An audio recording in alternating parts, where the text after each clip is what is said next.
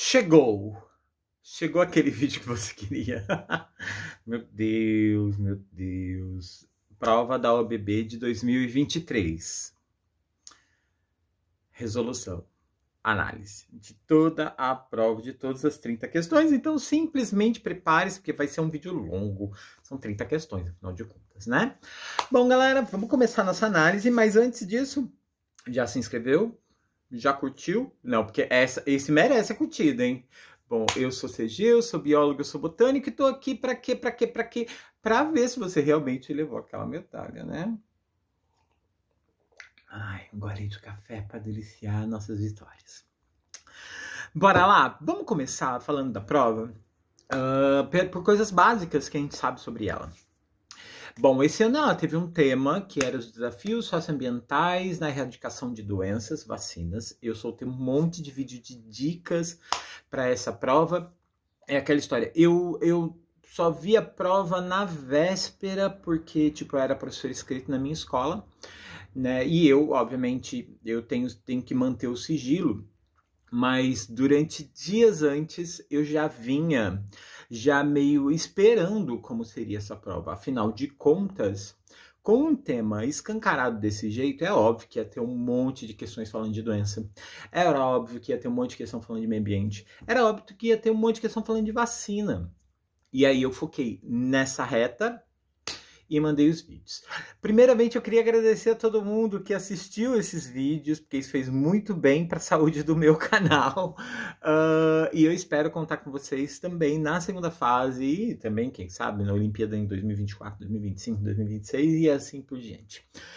Vamos lá, vamos começar fazendo uma análise geral no sentido tipo, foi uma prova que surpreendeu? Não foi, não foi. Quem já fez a prova em anos anteriores já esperava uma prova com esse formato e com esses temas. E aí, meus queridos, eu queria ressaltar sobre qual foi o tema que mais caiu nessa prova. E o que eu quero que vocês notem? Bom, vamos lá.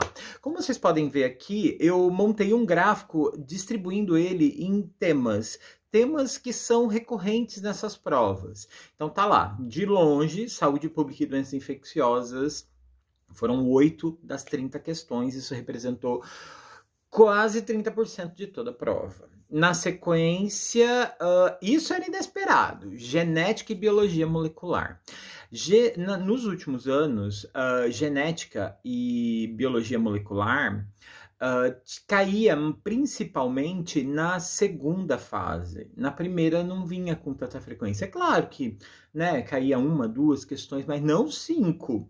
E essa foi a minha surpresa. Com relação à botânica, meio ambiente, eu esperava talvez um pouquinho mais de ecologia, que foram 4 cada uma. O resto, a distribuição foi bem uniforme, bem concisa e dentro do que se esperava, né? Sem muita enrolação, vamos para o gabarito, vamos conferir essas questões. Esse vídeo só está saindo depois que sai o gabarito provisório. Como vocês sabem, lá no edital, lá no site, nos regulamentos da aplicação da OABB, quem é professor que aplica a prova e que tem acesso à prova não pode divulgar nenhum assunto antes da prova e também não pode liberar nenhuma informação sobre a prova até eles liberarem o gabarito. Então tá aqui um vídeo para vocês só depois que lançaram o gabarito. O que para mim é ótimo também, né? Porque eu resolvi a prova aconteceu numa sexta, dia 10 de março. Eu resolvi a prova no mesmo dia. E aí eu fiquei super feliz, porque, tipo, bom, mas é óbvio, né? Sou professor de biologia. Eu fui super bem. Não foi uma prova que exigiu absurdamente os nossos conhecimentos. Assim, acho que de todas as questões da prova, teve uma questão que eu fiquei... Mas, fora isso, tá tudo ok, tava dentro do esperado. Bora lá, galera. Bom, como se espera da prova, sempre um textão acompanhando a resolução de várias. No caso aqui, nós temos uma questão que vai valer para 5 questões. Bom, é um texto falando sobre a vacina da dengue dentro do esperado. Essa prova é conhecida por ser muito atual, né? Eu tenho a sensação que essa prova é criada meio que nas vésperas da ocorrência dela. Então ela é muito atualizada. Na mesma semana em que no Brasil estava falando do lançamento de uma vacina de dengue, que já existe há alguns anos, mas o lançamento de uma vacina de dengue que pudesse ser distribuída para a população e tarará, Primeiro texto da prova falando exatamente sobre isso. Eu não vou perder muito tempo no texto, mas se você quiser, dá uma pausa, dá uma lida e tire qualquer dúvida sua, tá? Eu vou às questões que é o que me interessa. Em geral, as primeiras questões da prova, elas são conhecidas por serem mais simples, mais fáceis. Aqui caiu nessa, ela é bem óbvia mesmo, tá? Então vamos lá. Além do uso de vacina, as arboviroses, como é o caso da dengue, podem ser evitadas com medidas preventivas individuais, que evitam o aumento de casos. A pergunta é simples. Qual das alternativas tem uma medida que realmente se destaca no combate da dengue? E aí, meus amores, não tem enrolação aqui não, tá? É combate de foco de água, né? Água parada. É aquela história. É quase sinônimo a gente associar pernilongo da dengue à água parada, né? É diferente do que acontece com outras doenças transmitidas por pernilongos também. Mas no caso do Aedes aegypti, ele gosta de fazer a reprodução dele em água parada e de preferência em água limpa. Então, combater os focos de transmissão, você evita que a doença se espalhe. Vamos para a segunda. A segunda fala lá, órgãos públicos, como o Instituto Butantan, são especialmente importantes no desenvolvimento de novas terapias e mecanismos de controle das nossas doenças negligenciadas. Aqui, por favor, uma salva de palmas para o Instituto Butantan, para o SUS, porque realmente eles são... A gente tem que fazer uma tatuagem em homenagem ao Instituto Butantan, assim. O trabalho que eles fazem é incrível. Não só com a prova, aliás, a prova é o menor dos trabalhos. A criação de vacina, a pesquisa, o emprego a profissionais especializados, manter essas cabeças que o Brasil cria dentro das universidades no Brasil. Isso é um esforço gigante e o Instituto Butantan faz isso há muitos anos e faz isso incrivelmente bem. É um dos maiores representantes da pesquisa brasileira. Então, meu salve para todo mundo que trabalha lá, se é que alguém vai estar assistindo esse vídeo, né? Bom, a pergunta é, por que doenças negligenciadas recebem esse nome? Eu já venho falando de doenças negligenciadas faz um tempo no meu canal, porque esse é um tema que a OMS criou, esse conceito, há alguns anos, que passa pela ideia de que doenças negligenciadas são doenças que dão em pobre. Não tem outra palavra, tá? Então acometem principalmente populações de baixa renda. Esse termo foi criado anteriormente à pandemia, mas na pandemia isso também se reforçou, porque é a ideia de que as indústrias farmacêuticas, como eles vivem do lucro que eles geram, eles obviamente vão dedicar a sua pesquisa, o desenvolvimento de novos tratamentos, de novas curas para doenças que tenham pessoas que possam pagar.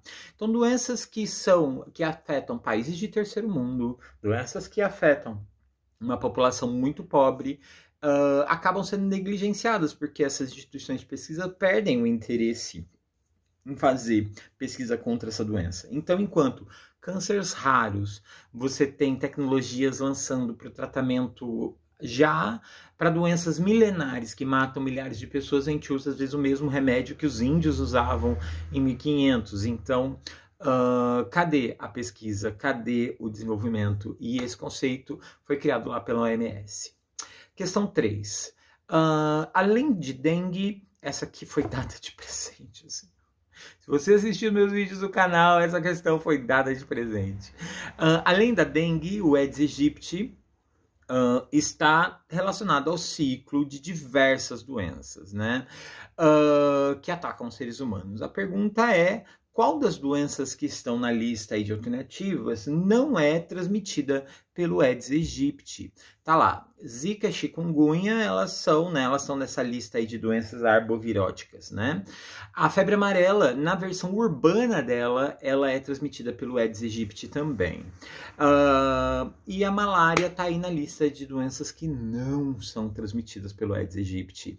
A malária tá na lista de uma das 10 doenças que mais matam no mundo, e a malária é transmitida pela presença de um pernilongo chamado Anopheles, né? O anofelino, que o pessoal conhece popularmente como mosquito prego, tá? Então ele é quem estaria fora.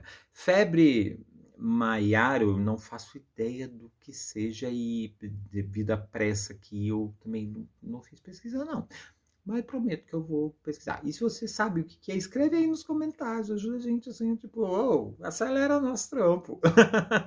Bora lá, então é a malária, tá? Então C-A. Próxima questão, e esta é a questão, eu como professor, né, que aplica a prova, Essa foi uma questão que eu tinha certeza que cairia, porque todos os anos caem questões fazendo essa relação entre vacina e soro, né? Quem assistiu o primeiro vídeo da Dicas Olímpicas, né, da sequência de Dicas Olímpicas, o primeiro vídeo foi sobre vacinas, e lá eu fiz esse paralelo, né, sobre o que é uma vacina, o que tem que ter numa vacina, e a pergunta aqui falava exatamente sobre isso. Basicamente, ela dá uma frase e pergunta qual é o termo que completa essa frase ali, né? Qual é o termo que está ali naquela lacuna. Eu vou direto para ela, tá? A respeito da produção de vacinas, podemos afirmar que, independente do agente etiológico a ser combatido, este importante recurso desenvolvido pela ciência se baseia na inoculação no organismo a ser imunizado. A pergunta é: qual é a substância, qual o nome da substância que entra dentro do teu corpo que faz parte da composição da vacina? É muito comum a galera achar, a vacina é quase sinônimo de anticorpos. Cuidado. A alternativa estaria errado se você assinalar a letra A. A alternativa correta é antígenos. Vamos explicar por quê. Anticorpo, no caso da vacina, é o que o teu corpo vai fabricar. Tá? Anticorpos são as substâncias que realmente, diretamente estão relacionadas à neutralização de um micróbio, que vai tentar matar aí o vírus, a bactéria que invadiu o seu corpo, que vai te deixar doente. Mas o que a vacina bota dentro de você, ela ou é um pedaço do vírus, ou é o vírus enfraquecido, ou é o material genético do vírus.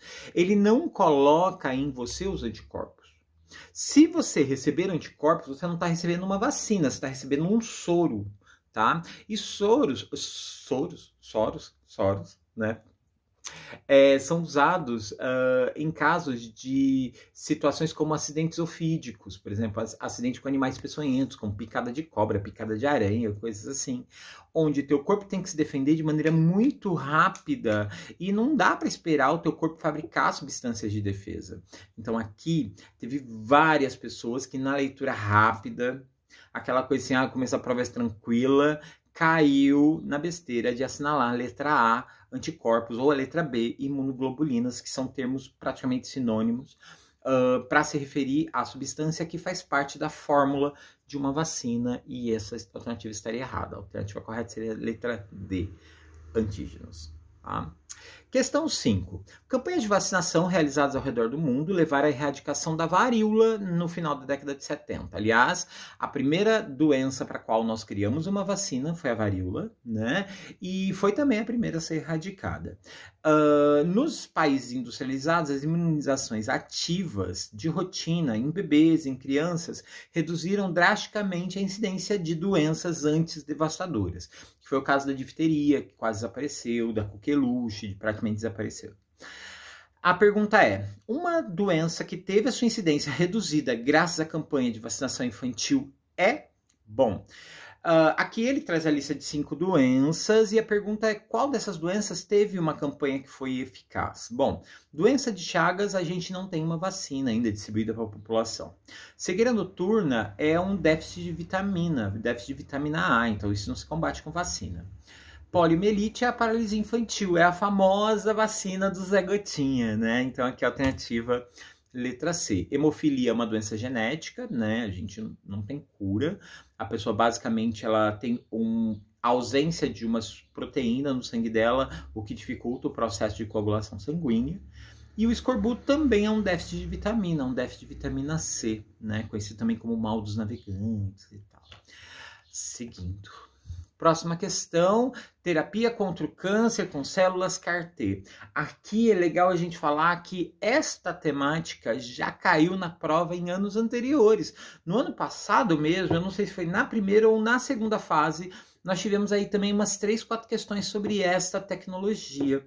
Basicamente, aqui explicando em miúdos, é assim: você tem um câncer, eu coleto células de defesa do seu corpo, e treino elas. Como assim? Eu desenvolvo, sensibilizo as minhas células de defesa em laboratório, in vitro, a serem reativas contra um determinado agente causador de câncer.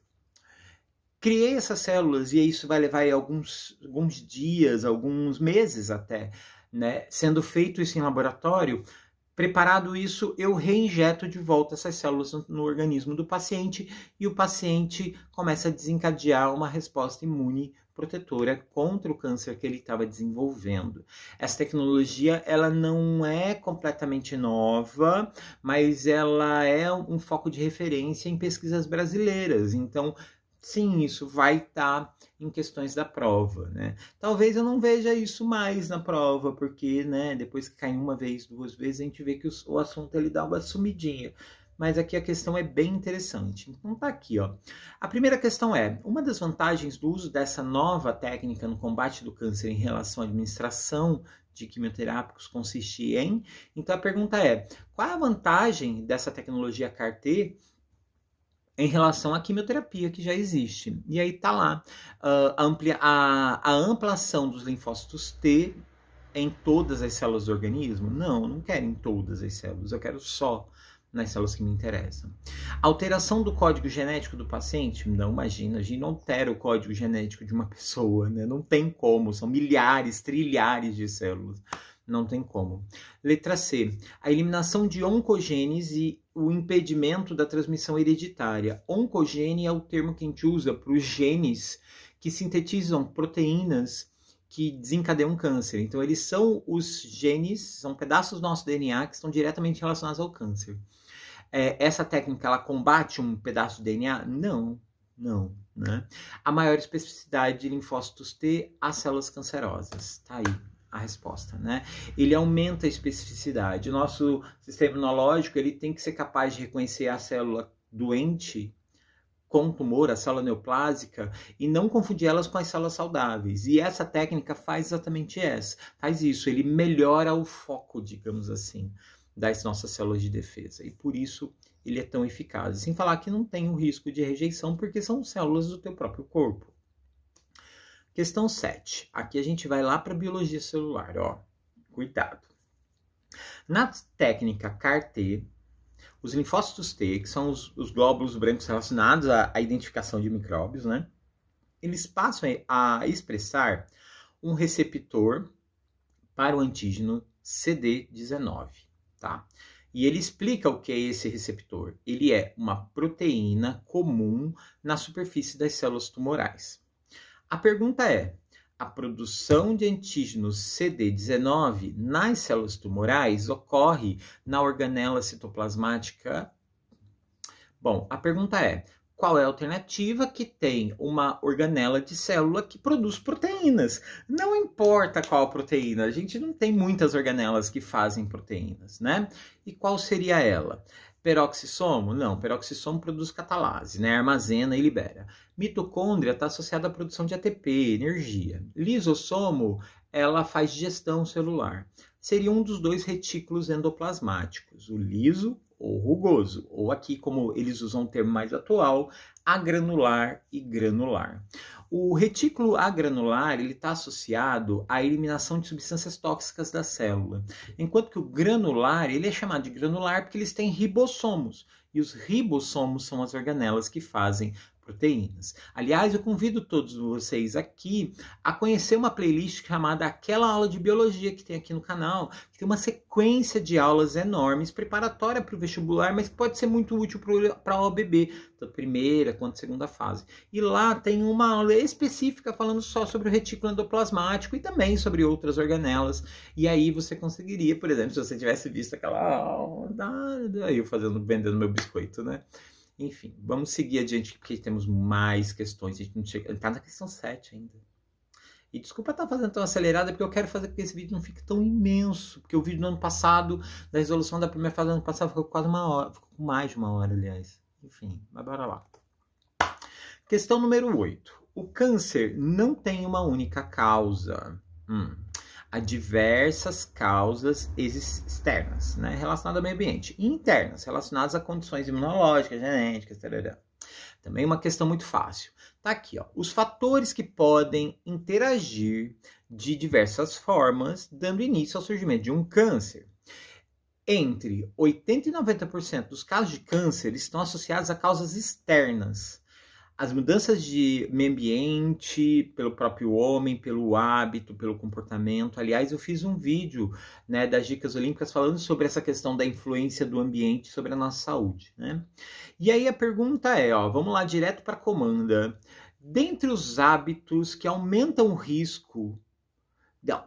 Dentre os hábitos que aumentam o risco, não se inclui. Então, eu quero a alternativa da única coisa dessa lista que não aumenta a chance de ter câncer. Aqui, atividades físicas, né, gente? Atividade física não vai te causar câncer, principalmente se for moderada. Né? Comer aquele salgadinho vai fazer mal? Vai. Fumar vai fazer mal? Vai. Tomar sol demais? Vai. Obesidade vai? Vai. Temos uma série de fatores aí extremamente conhecidos que causam, mas a atividade física até ao contrário, né? Ela até pode evitar, né, algumas formas de câncer e alguns outros problemas de saúde. Então, alternativa E, né? De novo, uma questão básica que dava para responder com conhecimento prévio, sem nenhum preparo especial, tá? Questão 9. Células tumorais perdem o controle mitótico, ou seja, perdem o controle da mitose que ela faz, os processos de divisão celular. E elas se multiplicam excessivamente. Dentre as células listadas abaixo, a perda de controle divisional ela é mais provável ocorrer em... Bom, vamos lá. A gente tem que procurar qual alternativa tem células que têm facilidade de se multiplicar. Bom, hemácia, que são glóbulos vermelhos, não se multiplicam, tá? Elas são células anucleadas até. Células musculares são células que, em geral, elas têm uma boa capacidade de regeneração, mas elas não têm muita capacidade de multiplicação. São células multinucleadas. Células nervosas, elas são conhecidas por serem células que também têm poder de regeneração, elas se conectam umas células às outras, fazendo sinapses, mas elas não se multiplicam. Aliás, por isso que existe tanta dificuldade quando uma pessoa sofre um acidente e rompe a coluna, da coluna se regenerar e se reconstruir. Essas células não são feitas para isso.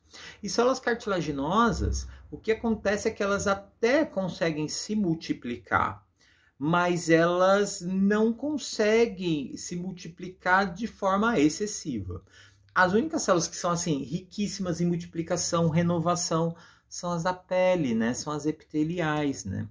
Que aqui é importante lembrar, as camadas mais superficiais da epiderme, que são células epiteliais, são mortas, mas as camadas mais profundas estão vivas e estão assim o tempo todo empurrando as células mortas para fora, criando novas camadas. Então são células que estão em plena atividade e por isso estão tão diretamente relacionadas à questão do câncer de pele, tá? Seguindo aqui outro momento em que essa prova brilha pelo seu grau de atualização. Ela vem falando de Last of Us, uma série baseada num jogo de videogame muito famoso, já tinha um hype gigantesco sobre o jogo de videogame e agora com a série o hype aumentou profundamente. Aliás, na sexta-feira rolou a prova, no domingo estava rolando o último episódio da primeira temporada dessa série, que já está garantida para outras temporadas. E basicamente a história, para quem ainda não assistiu a série, recomendo. Ela vai falar de uma pandemia causada não por um vírus, não por uma bactéria, mas por um fungo. Fungo esse que se modifica... É um fungo que existe realmente, né? O Cordyceps, ou Cordyceps, né? E esse fungo, ele já existe atacando o corpo de insetos e tudo mais. E na série, ele começa a série, isso tem na série, não tem no jogo, falando que o fungo se adaptou a mudanças climáticas, a aquecimento global, e aí ele ampliou o seu espectro de hospedeiros, atingindo humanos, e a série fala sobre... É uma série falando sobre zumbi causado por um fungo. Enfim, é basicamente isso. Mas é maravilhosa, assistam. E aí, temos aí várias questões sobre esse tema, vale a pena. Vamos à primeira questão. Questão número 10. Suponha que um indivíduo tenha a suspeita de uma infecção fúngica. Uma característica do parasita que, caso presente, confirmaria a hipótese seria bom, por se tratar de um fungo, esse ser vivo ele tem uma característica específica, que é a presença de hifas. Hifas seriam o formato que as células dos fungos têm. Para quem não sabe, deixa eu ver se eu pego aqui o meu mousezinho. Ó, as hifas, elas são células que raramente têm ramificação e elas são células compridas, formando filamentos, onde geralmente nas pontas vão se desenvolver os esporos. Esse é um tipo de coisa que só tem em fungo, e mesmo assim não é em qualquer fungo. Os fungos unicelulares, como é o caso das leveduras, não formam hifas, né? As células se organizam em células globosas, redondinhas e tal, né? E isso é uma característica única. Fungo não tem clorofila, óbvio, não faz fotossíntese. Capsídeo é a proteína que reveste vírus. Presença de um único ácido nucleico, isso é vírus também, né? Todos os outros seres formados por células comuns vão ter DNA e RNA, né? E ausência de membrana nuclear, isso é coisa de bactéria, né?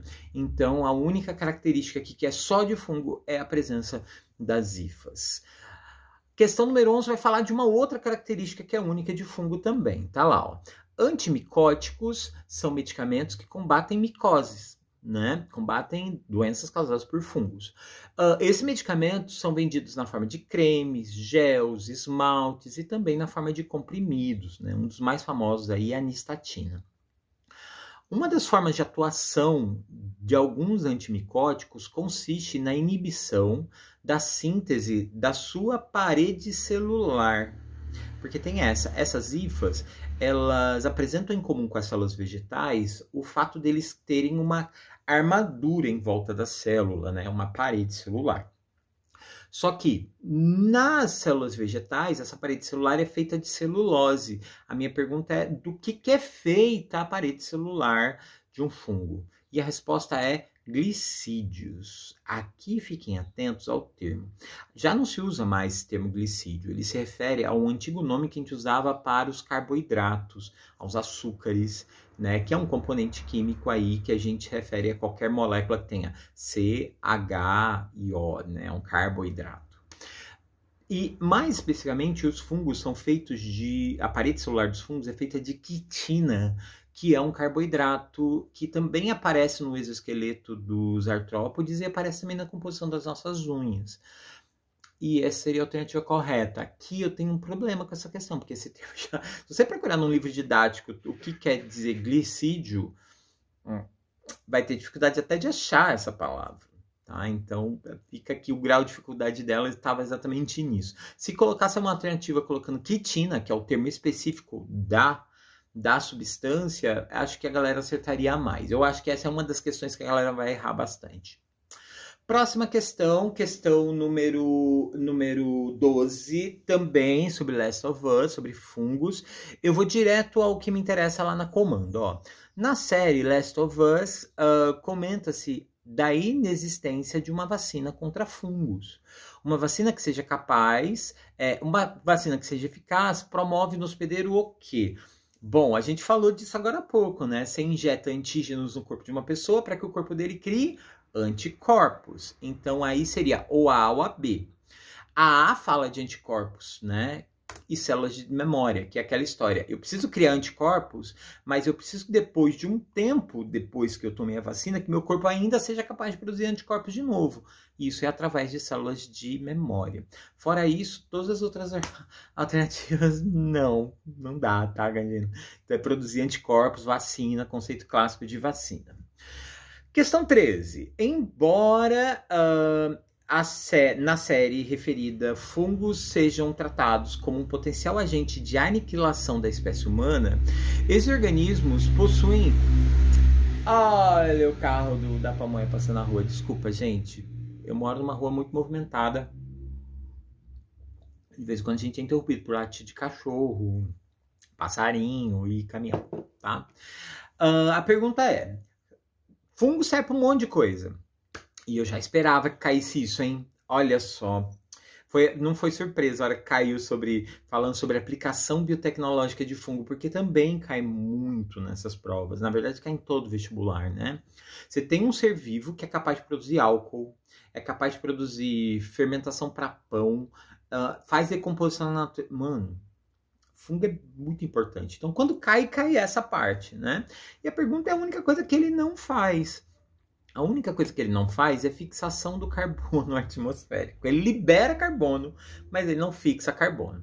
Quem assistiu a minha dica olímpica falando sobre desequilíbrio ambiental, eu falei sobre o ciclo do carbono, sobre a relação que na natureza nós temos carbono encontrado na atmosfera, principalmente na forma de gás carbônico, e no corpo da gente, né? Presente nas proteínas, carboidratos, etc.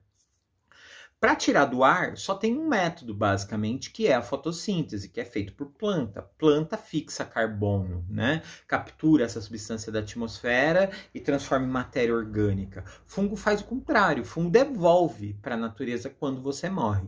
Então, a única coisa que fungo não faz aqui nesta lista é carbono atmosférico. Produção de medicamentos? Sim. Antibióticos. Decomposição? Bom, sim.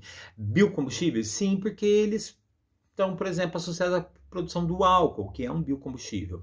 Fabricação de comida, né? Produção de alimentos, sim, também. Queijos, iogurtes, enfim, né? Os laticínios, em geral, são feitos a partir de uma fermentação. E o único que ele faz é a fixação de carbono atmosférico. Queríamos, inclusive. Bom, aqui nós temos mais uma questão falando de doenças. Então, de novo, saúde pública entrando aqui, de novo, doenças infecciosas. E aqui é uma pergunta que eu diria assim, ela não é fácil, ela é média. Por quê? Ela escolheu 3 doenças e quer saber qual é o agente causador delas. De novo, eu dei um vídeo sobre dicas olímpicas, chamado Transmissão de Doenças, onde eu cito muitas doenças, eu explico mecanismos de transmissão, e algumas dessas eu citei lá. Bom, ele quer saber da raiva, da toxoplasmose e da sífilis. Qual é o agente causador delas? Bom, a raiva é uma doença transmitida por um vírus. Aliás, ela é conhecida como a doença que tem o maior grau de letalidade, né? O que isso quer dizer? Letalidade está associada ao conceito de que quando você adquire uma doença, ou melhor, quando você manifesta os sintomas dessa doença, é muito difícil o corpo dissipar a doença. Essa doença tem uma grande chance de te levar à morte, tá? E a raiva é um caso desse. Então, a raiva é causada por um vírus. Então, aí, A ou B. Toxoplasmose. A toxoplasmose é causada por um micróbio chamado Toxoplasma gondii, que ele é conhecido como a doença dos gatos, né? Pelo fato do micróbio conseguir viver harmoniosamente no intestino do gato, e isso acaba transformando em um reservatório da doença, e ela é causada por um protozoário, né? Um ser vivo bem mais elaborado do que um vírus e uma bactéria, né? O que torna ele também uma doença grave. E aí a gente já conseguiria matar, que é a alternativa B. A sífilis é uma IST, né? Uma infecção sexualmente transmissível, e ela é causada por bactérias, o que faz com que ela seja uma doença tratável pelo uso de antibióticos. Beleza? Questão 15.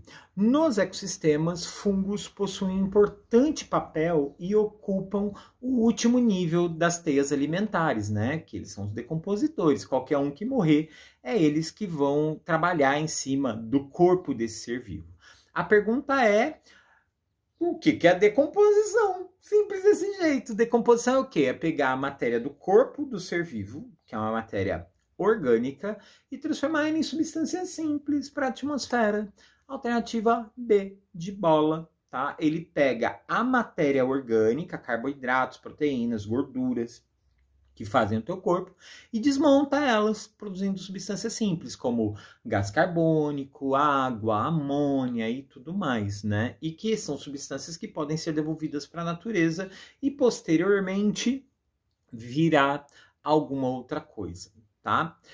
Inclusive outra matéria orgânica no corpo de outro bicho. Tá, então alternativa B de bola.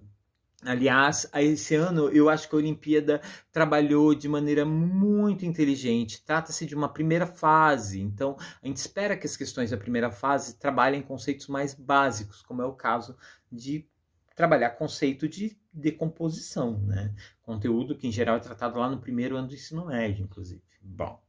E até antes, né? No ensino fundamental também. Questão número 16, né? Nos parasitas, a colonização de novos hospedeiros é um evento raro, mas que permite, no caso do homem, o surgimento de novas doenças e eventuais pandemias, né? É aquela história, um parasita, em geral, ele é bem adaptado a um único hospedeiro. Se ele começa a atacar novos hospedeiros, isso é um sinal de que ele sofreu alguma mudança ali que fizesse ele se aperfeiçoar nesse sentido. E a pergunta é, o fator genético que permite esse ataque a novo organismo é a mutação, né? Uso e desuso é uma teoria de Lamarck de evolução que não tem nenhuma associação direta com genética. Seleção natural até tem associação com a genética quando a gente pensa no neodarwinismo, mas o Charles Darwin nunca cogitou em falar de genética, ele não tinha esse conhecimento, né? Isso veio depois com a teoria sintética, que vai falar de mutação.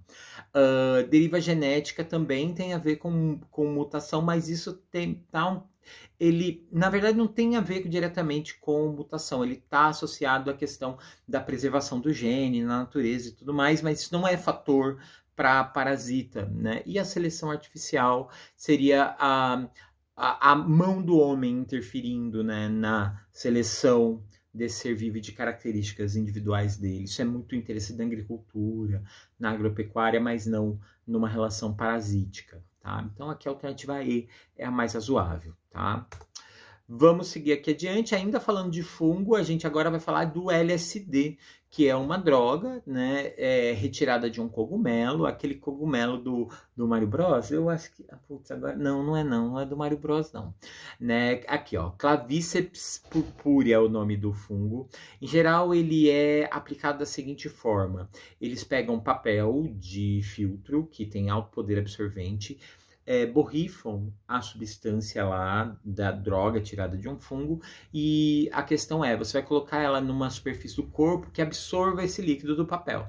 Então, geralmente é embaixo da língua, na pupila, né, na pele da conjuntiva, enfim, em superfícies de alta capacidade absortiva. E aí, gera alguns minutos depois a reação do efeito da droga no teu organismo. E aqui ele cita os efeitos.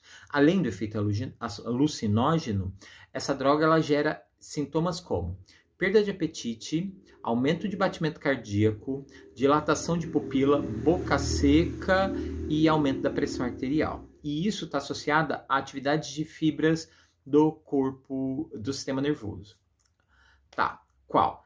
Aqui, basicamente, a dúvida deve residir como é uma reação que é autônoma, né?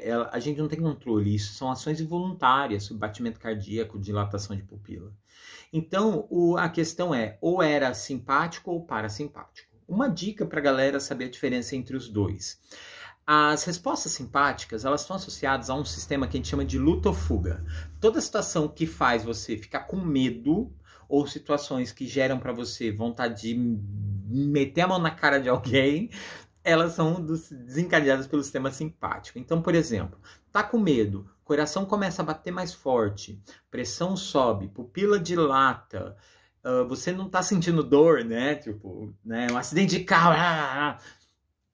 Todas essas questões estão associadas ao sistema simpático. O sistema parasimpático, a gente diz que são situações associadas àquela morguinha pós-almoço, sabe? Assim, depois você come aquela comida de mãe, gostosa, que aí, né, você sente assim, aquela calma interior, a boca saliva, né, os intestinos lá contraem, isso é parasimpático, tá? Então a alternativa correta seria pupila dilatada, coração bater mais forte, sistema simpático, beleza? 18. Alguns fungos podem apresentar um metabolismo anaeróbico facultativo. Bom, vamos lá. Anaeróbico, sem oxigênio. O nome disso é fermentação, tá?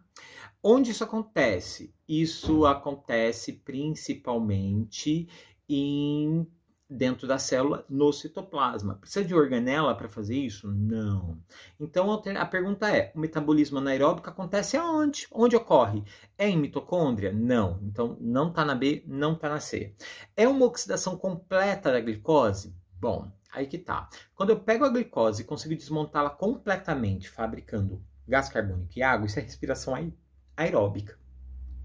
Na respiração anaeróbica, a glicose se quebra, mas ela não se quebra completamente, né? Ela acaba produzindo álcool, ácido lático e tudo mais. E aí a pergunta é, qual é a questão? Ficamos entre a D e a E. A alternativa correta vai ser a letra E, porque ele pergunta a reoxidação do NAD, né, do NADH, que é basicamente uma enzima que transporta elétrons, né, ela tem uma molécula orgânica como um receptor de hidrogênio, que no caso vai ser aí o álcool, o ácido lático, alguma outra substância que não seja, no caso, o oxigênio, a água, que são substâncias simples e inorgânicas, tá?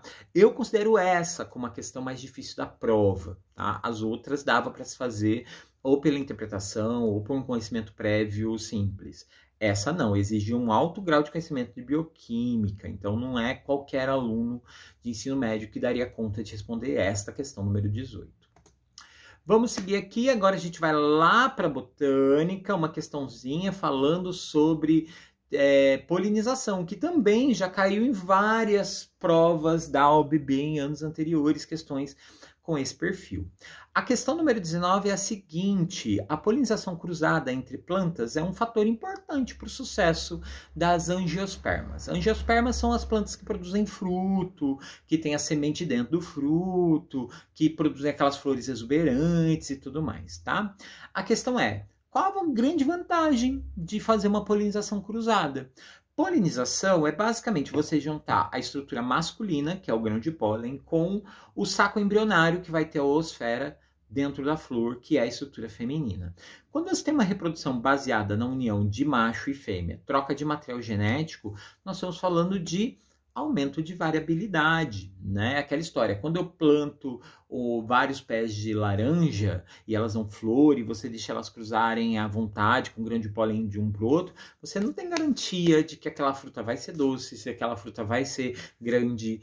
A variabilidade genética está rolando de forma aleatória e de forma espontânea na natureza, né? Então, polinização cruzada tem esse fator, ele garante o sucesso porque ele cria diversidade. Tá?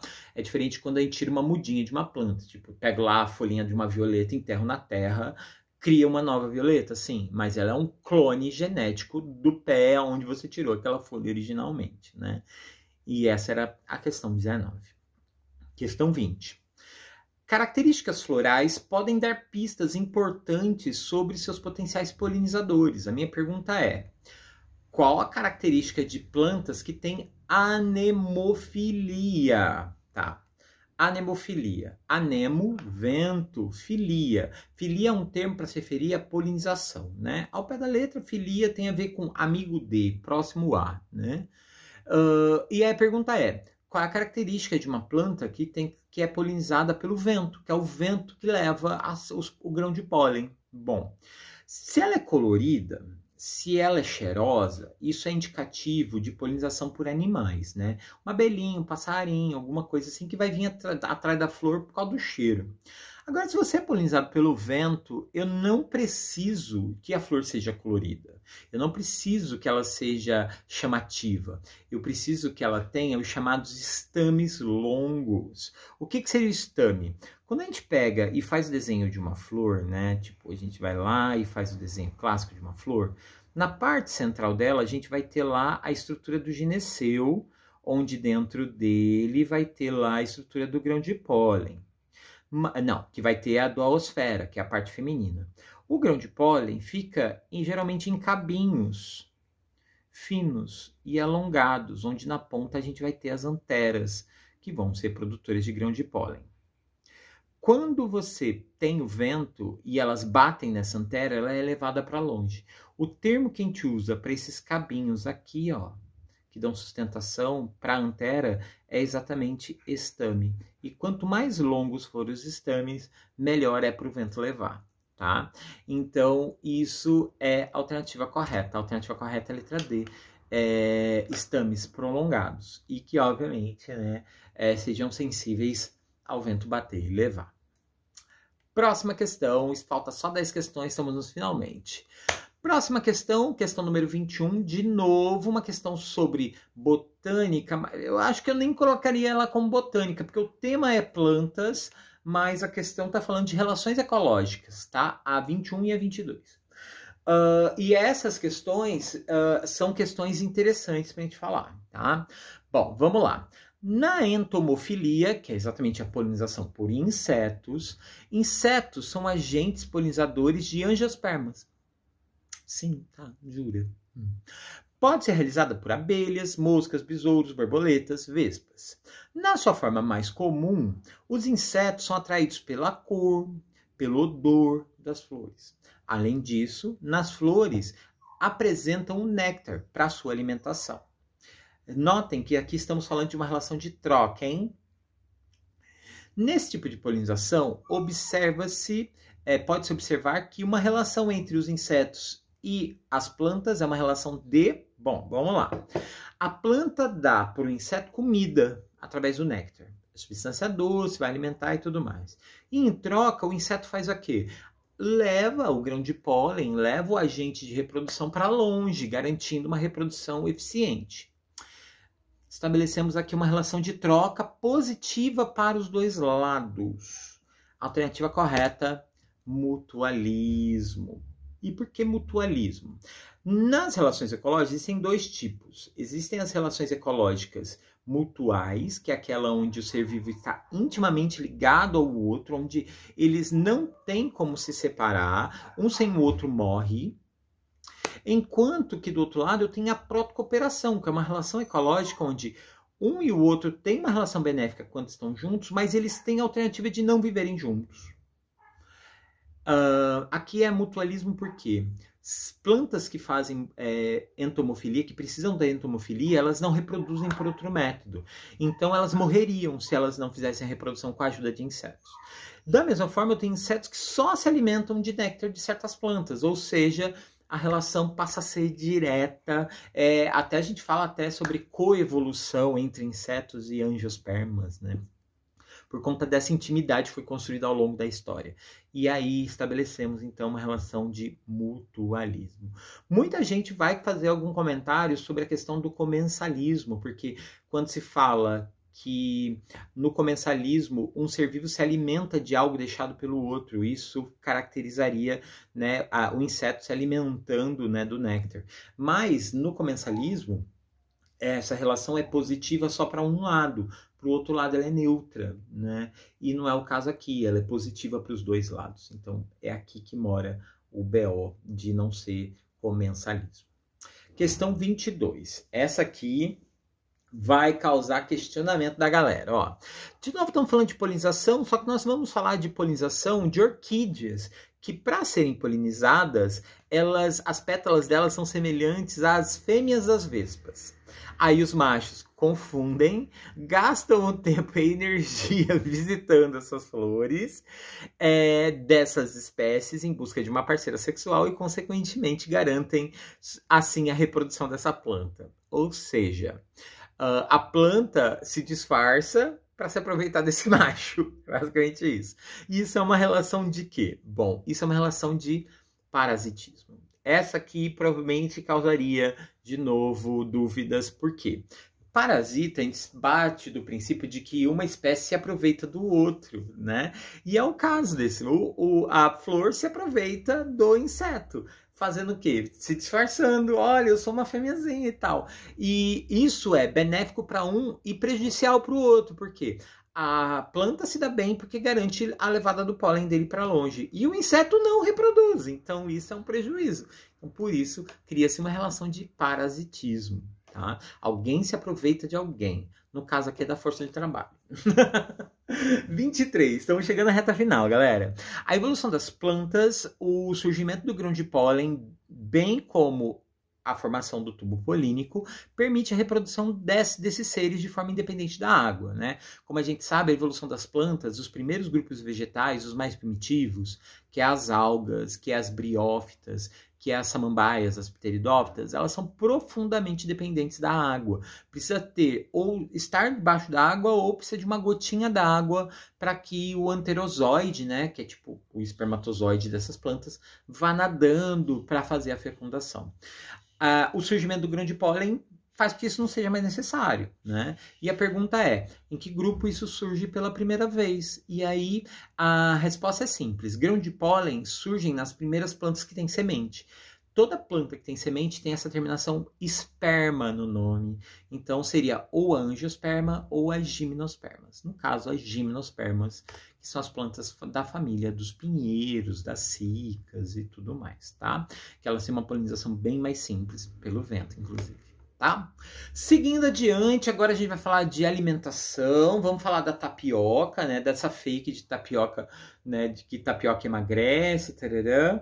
E aí a gente vai falar da primeira questão em que literalmente a pergunta é, sabendo que o principal componente da tapioca é o amido, e seu consumo excessivo pode causar aumento de peso, isso acontece por quê? Por que comer amido demais pode te engordar? A resposta é bem simples, né? Quando você come mais nutriente energético que o teu corpo consegue gastar, ele estoca. E vai estocar de duas formas. Ou estoca na forma de glicogênio, ou estoca na forma de gordura. No caso aqui, bom, ele é uma substância amido. Amido é um carboidrato. A única alternativa que cabe isso é a letra B. Ele é um carboidrato que, após ser digerido, pode aumentar a síntese de lipídio, gordura. Tá? A alternativa C está bem próxima, mas ele fala que é uma proteína, e não é uma proteína, né? Ele faz glicogênio no fígado, mas ele é um carboidrato. Essa alternativa, a B, é a única possível. 25. Sobre a digestão do amido no organismo, podemos dizer que ele acontece aonde? Bom, amido é um carboidrato. Como todo carboidrato, na nossa digestão, ele basicamente tem que passar pela boca, estômago, duodeno, e partiu aí ele vai ser absorvido no resto do intestino delgado e no intestino grosso. A pergunta é, onde acontece a digestão de carboidratos? Carboidratos começam na boca, através da amilase salivar. Ela vai dividir ali o amido em maltoses, né, que são duplinhas de glicose, né? Depois, o estômago passa direto, porque o estômago é sede de digestão de proteínas. E depois isso vai finalizar lá no duodeno, porque no duodeno vai haver a liberação do suco pancreático. E no suco pancreático nós vamos ter uma outra amilase, que é a amilase pancreática, que meio que finaliza o processo de digestão. Então é basicamente, começa na boca, destina no intestino delgado. Lembrando que o intestino delgado é um órgão, né, um tubo fino e comprido, e ele é dividido em duas partes principais. O duodeno, que é onde ainda vai ter liberação dessas enzimas, principalmente feita pelo pâncreas e pelo fígado. E posteriormente o jejum no íleo, que faz basicamente a absorção de tudo isso que é digerido. Beleza? Bom. E essa questão. Eu não falei no treinamento da Olimpíada, mas eu só tenho shorts desse tempo atrás falando sobre essa questão. Olha que coisa. Já faz uns meses, inclusive. A pergunta tá aqui, ó. São diversas raízes que fazem parte da nossa alimentação. A pergunta é, qual das alternativas apresenta uma parte de uma planta que não é uma raiz? É botânica pura. A resposta é a batata. Batata não é raiz. Batata é caule subterrâneo. É um tubérculo, né? Aliás, a galera confunde muito tubérculo com raiz tuberosa, né? Mandioca, cenoura, é raiz. Beleza. Batata não é.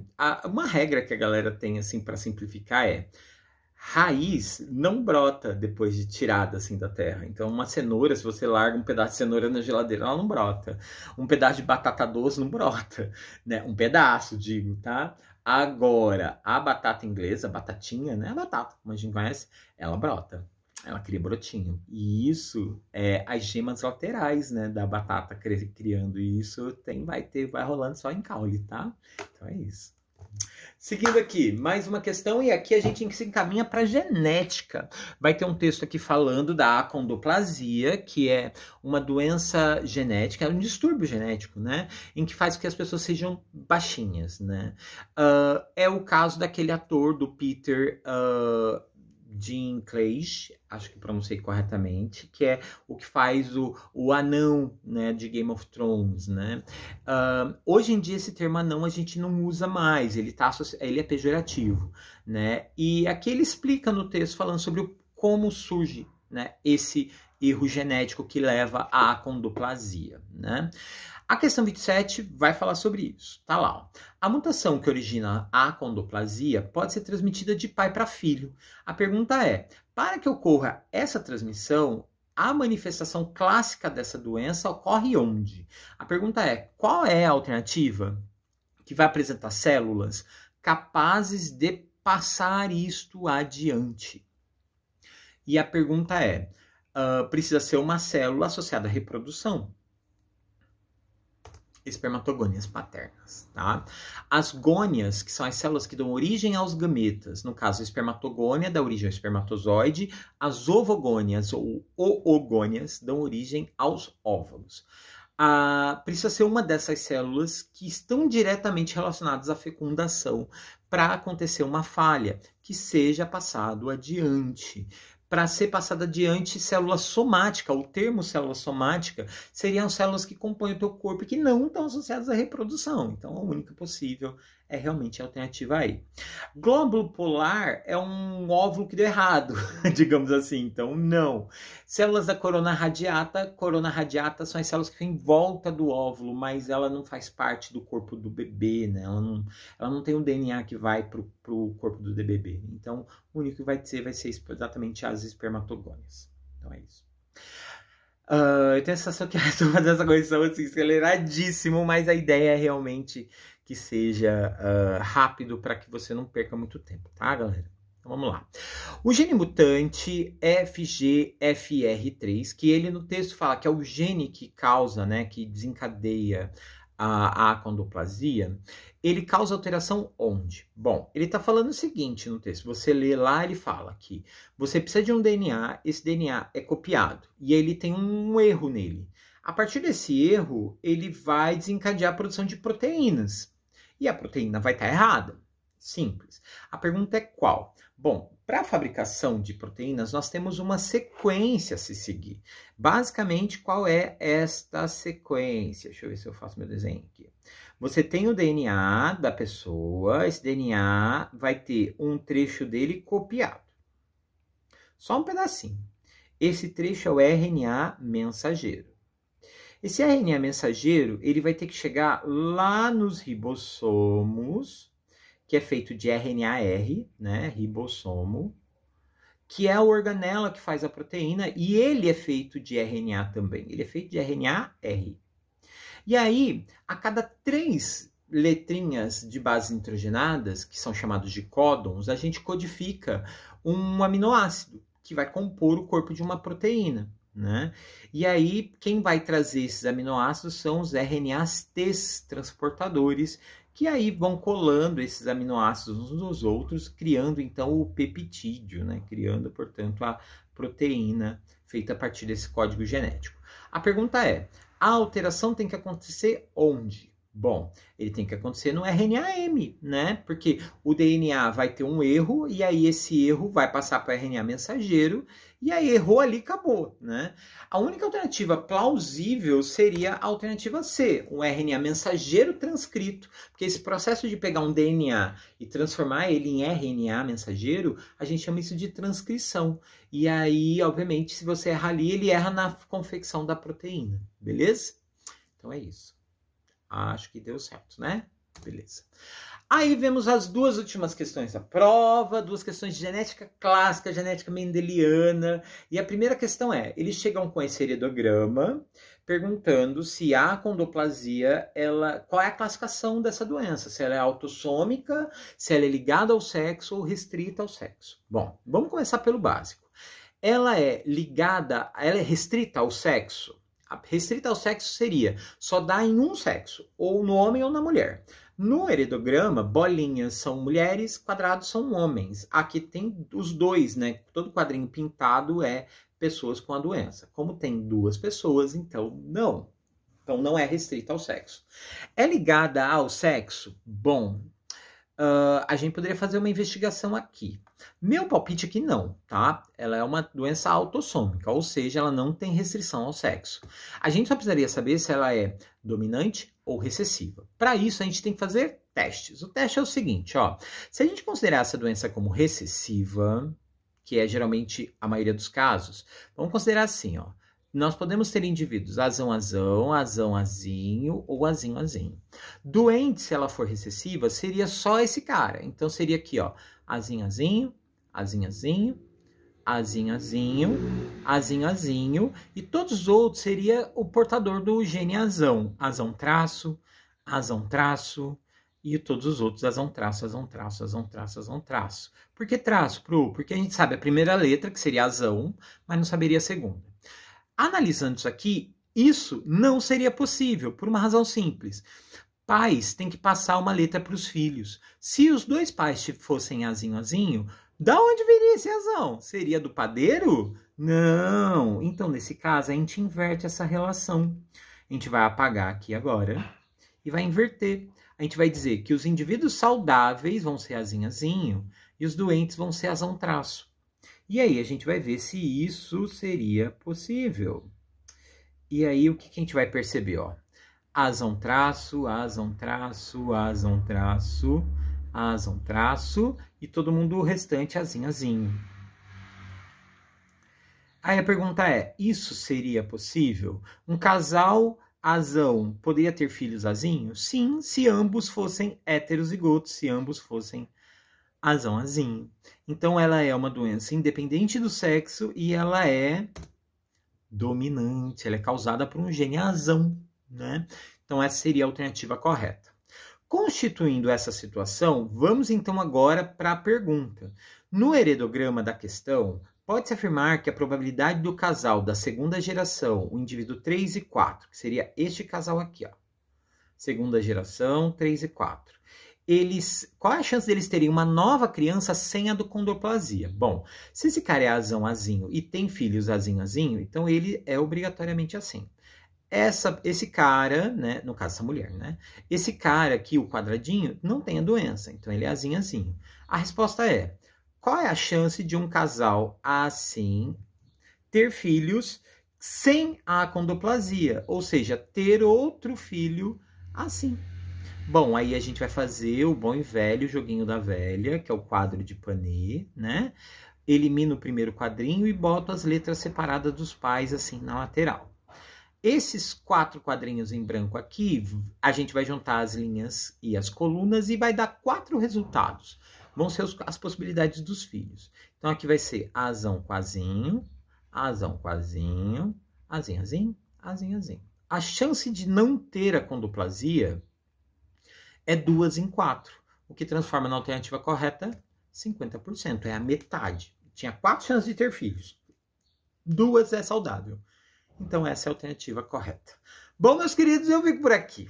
Meu Deus, Nossa, o vídeo deu mais de 1 hora. Jesus. Espero que você tenha curtido. Pode ser que alguma dessas questões eu tenha errado absurdamente? Pode ser. Eu palpito que eu já tava bem no rolê, hein? Bom, de qualquer forma, encontro quem passou aqui na segunda fase. Reassistam os vídeos das dicas olímpicas, porque, né, a matéria não muda. E eu reencontro vocês daqui a pouco com uma medalha no peito. Espero que vocês tenham ido super bem. Espero que vocês consigam essas medalhas. E, principalmente, fico aqui na torcida para que vocês voltem para conhecer os vídeos do meu canal. E se preparem, talvez, para um vestibular, para um concurso. Tem playlist de física, de química, de biologia. E é isso. Qualquer dúvida, qualquer comentário, escreve aí nos comentários que eu prometo ler todas. Eu estou lendo todas e comentando todas também, tá? Um beijão, galera. Foi um prazer reencontrá-los. E espero reencontrá-los em outras Olimpíadas. Até lá, fica com a análise da segunda fase. A segunda fase do ano passado já está aqui no canal também. Assiste lá, vale a pena. Eu fiz vídeos divididinhos por temas. Vale super a pena. Vai lá, galera. Um beijo. Se cuidem. Até. Valeu. Tchau!